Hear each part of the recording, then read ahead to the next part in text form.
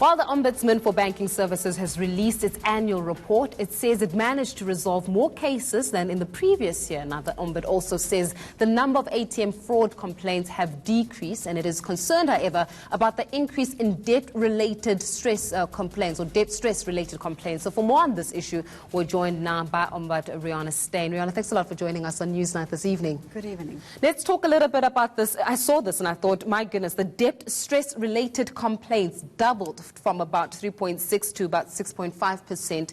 Tell us about this. How did this come about? Well, I think that is just exactly what's happening in the country. More people are debt stressed. So at our office, we've seen very few complaints yet, but I'm guessing that the banks are seeing a lot more. Because remember, we only see those complaints where the banks did not resolve. So I do expect this to increase over time. But I think we're on the way there because consumers are really struggling. Well, consumers are struggling and they're communicating this and they're saying they're under pressure, they're under stress. Then what happens? What is an intervention? How do people start? Because if people keep becoming, or people are on that stress trajectory and they feel as though they're being overwhelmed by their debt, something's going to break or something has to give. And I'm just wondering then, for the greater South African context, what is that really straw that broke the camel's back, and what does that mean for the country as well as for banking? Well, I think there are lots of things. I mean, we know about the unemployment rate. We know about the petrol prices. And, I mean, that relates into food prices. So I don't think it's one thing. I think it's just cumulative over time. And, of course, some consumers lose jobs. So if they are debt stressed, there are a number of interventions that they can do.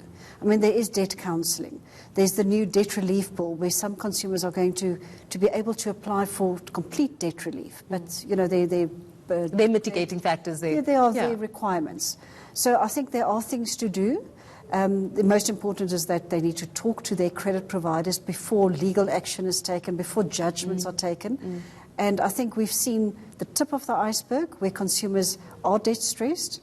They've interacted with their banks and the matter is not resolved to their satisfaction, because that's when I see a complaint. Yeah. And then let's talk a little bit about the issue around online banking, because there's still a lot of complaints in terms of people being taken advantage of. In fact, I think the statistics are saying that people above the age of 40s, or people who are averaging their 40s, are still being taken for a ride, especially when it comes to the online banking space. And that says something about technology, so to say, or our need to be more awake when it comes to the repercussions of being in a technologically savvy institution. That's correct. So what we've seen is, first of all, the highest number of complaints are online banking fraud. So that's the one thing. Then secondly, we also see that most of the complainants are over 40. So if you marry those two, then you have to sort of deduct that a lot of the online complaints are from people over 40. That's what we've seen.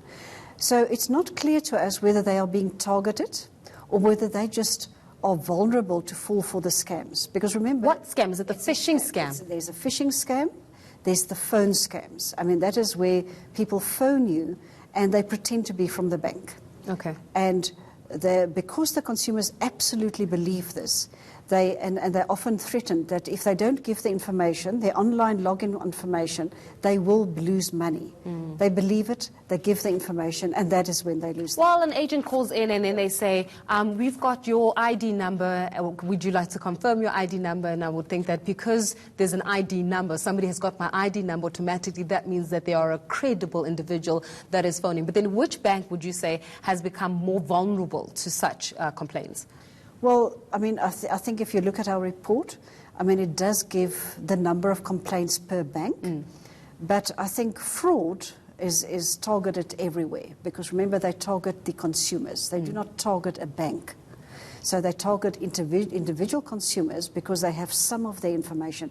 They need to have your name. They need to have your phone number, for example, to phone you. They need to have something, which they can get anywhere. Yeah. And once they have that little bit of information, they manage to convince some consumers that they're phoning from the bank. And then that's how they get the rest. You know why I'm asking about which specific banks we're on is also because people like, people, the masses, for example, may not necessarily go to this document, download it, read it.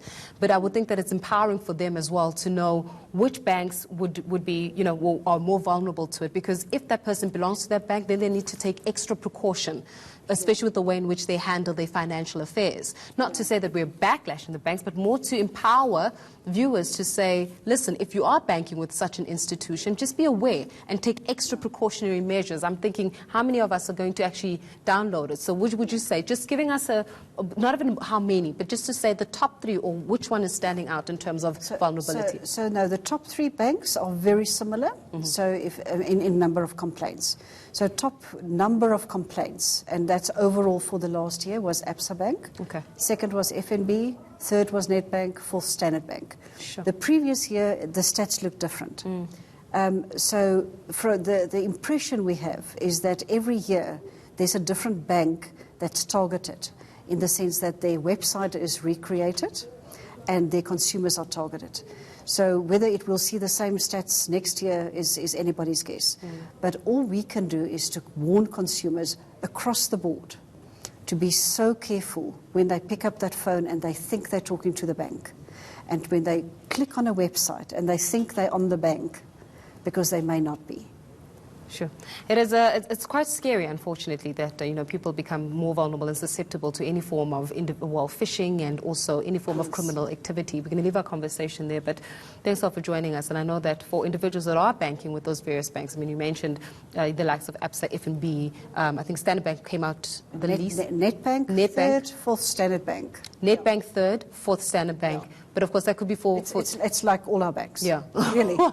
That means that we all need to be careful at this point. We understand. Thanks a lot for joining us. That is the Ombudsman for Banking Services, Rihanna Steyn.